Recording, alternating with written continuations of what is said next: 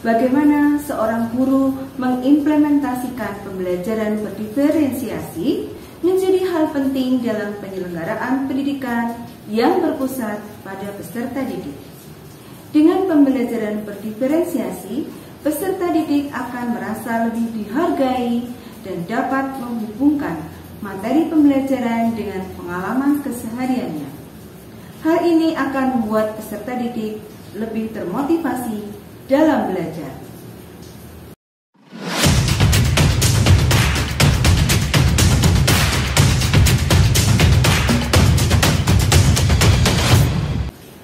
Assalamualaikum warahmatullahi wabarakatuh.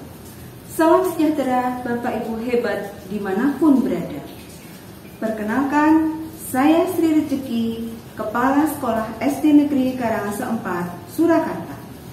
Pada kesempatan ini, izinkan saya menyampaikan praktik baik yang telah saya lakukan bersama guru-guru saya di SD Negeri Karangasem 4, Surakarta tahun pelajaran 2022-2023. Awalnya, dalam pembelajaran, saya belum menekankan para guru untuk memperhatikan keberagaman peserta didik. Pada saat supervisi akademik, para guru saya harapkan melaksanakan pembelajaran dengan berbagai metode dan media pembelajaran supaya menarik dan peserta didik aktif, tanpa saya tekankan untuk sepenuhnya berpusat pada peserta didik melalui pembelajaran berdiferensiasi. Sampai pada akhirnya saya menyadari tentang makna ini. Betapa pentingnya kita mengajak peserta didik untuk pembelajaran yang lebih bermakna. Pembelajaran berdiferensiasi perlu dilakukan. Sekaranglah saatnya untuk berubah. Seperti halnya di sekolah lain, keberagaman peserta didik juga ditemukan di sekolah kami SD Negeri Karangasem 4, Surakarta. Pada setiap kelas terdapat keberagaman karakteristik peserta didik sehingga sangatlah penting dalam praktiknya untuk menerapkan pembelajaran yang berdiferensiasi. Pada saat prasiklus supervisi akademik, saya mengajak semua guru untuk merancang rencana pembelajaran berdiferensiasi.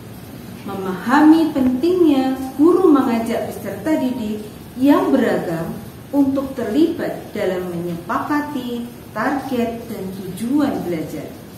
Juga berdiskusi tentang manfaat belajar. Mengapa mereka harus terlibat? Karena guru hanyalah sebagai fasilitator untuk melibatkan peserta didik dalam prosesnya sehingga pembelajaran menjadi lebih bermakna. Untuk mengimplementasikan pembelajaran ini, saya mengajak para guru untuk mengidentifikasi kebutuhan belajar peserta didik dengan melaksanakan asesmen diagnostik.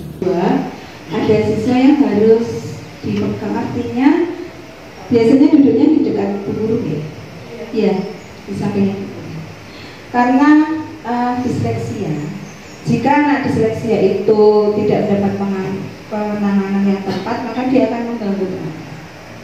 Yang satu hiperaktif. Ini sekitar ada 4 anak. Oh, ada 4. Ya, sekitar ada 4 anak. Dan 4 anak ini memang dari awal itu saya lihatnya untuk perkalian itu mereka sulit. Siswa yang begitu aktif,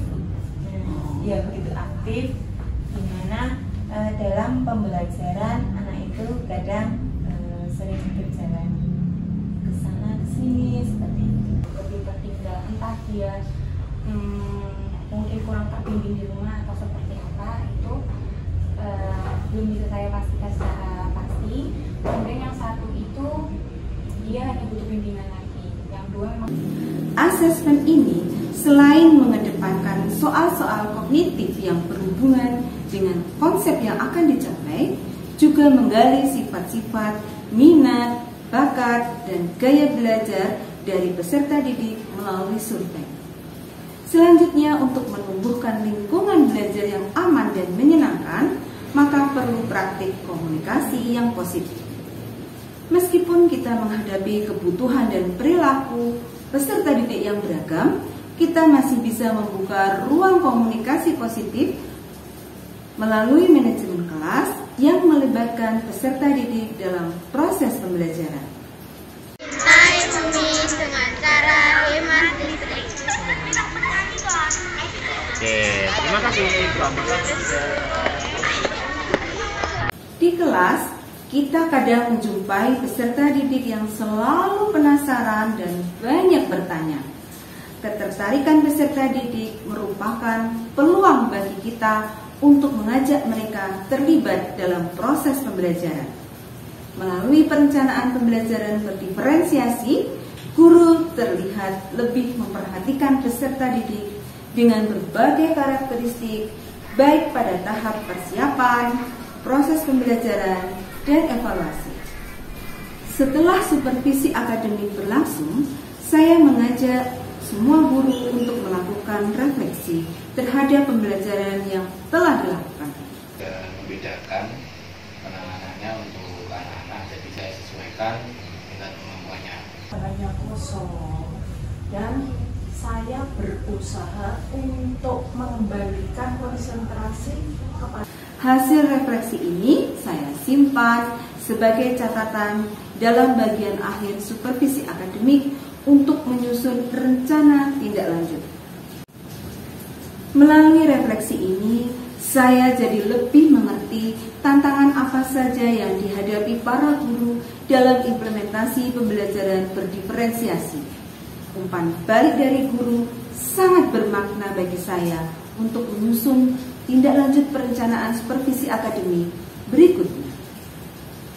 Berbenahnya sekolah kami SD Negeri Karangasem 4 Surakarta sebagai sekolah ramah anak, sekolah adiwiyata, dan sekolah penggerak semakin mendukung pembelajaran berdiferensiasi. Fasilitas dan budaya sekolah yang hadir menjadi potensi lingkungan yang sangat positif.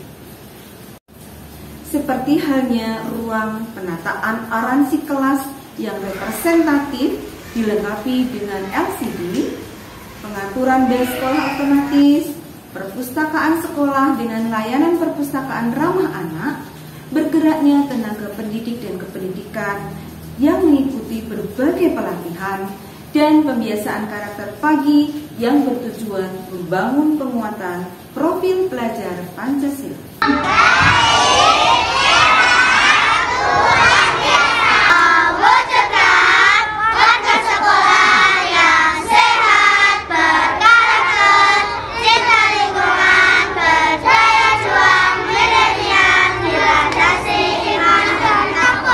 Sekolah kami juga konsen untuk berperan memberi manfaat yang seluas-luasnya bagi dunia pendidikan melalui berbagai media sosial. Aktivitas sekolah selalu kami kabarkan melalui akun Instagram, Facebook, website, dan channel YouTube sebagai ajang berbagi inspirasi. Saya berharap dengan pembelajaran berdiferensiasi ini, sekolah kami SD Negeri Karangasem 4 Surakarta akan mampu melaksanakan pembelajaran yang lebih menarik dan interaktif. Saya juga berharap dengan pembelajaran berdiferensiasi, kami dapat menyelenggarakan pembelajaran bermakna yang berpihak kepada peserta didik. Dan kami berharap agar kami mampu mempersembahkan pengabdian yang terbaik dari guru dan seluruh stakeholder sekolah kami untuk pendidikan yang lebih baik lagi. Terima kasih.